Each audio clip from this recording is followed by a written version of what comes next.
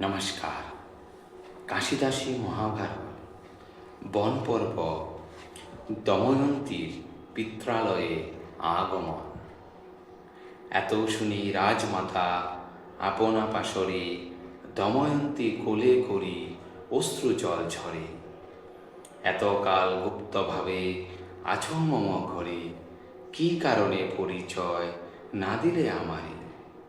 তোমার জননী হয় মম সহোদরা, সুদাম রাজার কন্যা ভগিনী আমরা। বীরবাহু মম পতি ভীম তব পিতা, সে কারণে তুমি মোর ভগিনী দুহিতা। এই রাজ্য ধন যে আপন করি যান, এত বলি বৈধর্বীর করিল সম্মান। শুনি দময়ন্তী তবে প্রণাম করিল, বিনয়পূর্বক তারে কহিতে লাগিল। যে যতনে রেখেছিলে গৃহে দিয়া স্থান, তুমি যে আপনজন তাতেই প্রমাণ। পিতৃমাতৃবিহীন যুগল শিশু আছে, জনক জননী মোর দুঃখ পাইতেছে। আজ্ঞা করো আমারে গো করিতে গমন, শুনি রাজমাত্রা আজ্ঞা দিল সেই ক্ষণ।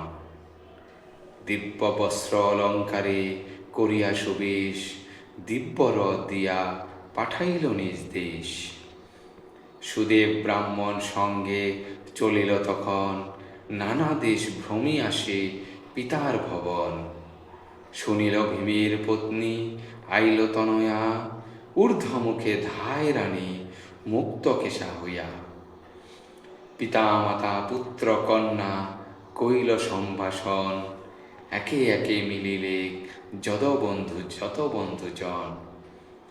ভোজন করিয়া ভৈমী করিল শয়ন, একান্তে মায়েরে কহে করিয়া ক্রন্দন। জীয়ন্ত আছি যে আমি না করিহ মানে, কেবল আছয়ে তনু নল দর্শনে। নিশ্চয় নলের যদি না পাই উদ্দেশ, অনলের মধ্যে আমি করিব প্রবেশ।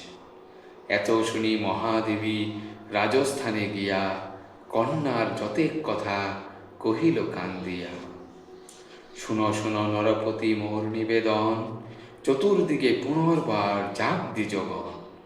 নলের বিচ্ছেদে কন্যা প্রাণ না রাখিবে, কন্যার বিচ্ছেদে মম প্রাণ কিসে রবে। এত শুনি নরপতি আনি দ্বিজগণে, চতুর্দিকে পাঠাইল নল অন্বেষণে।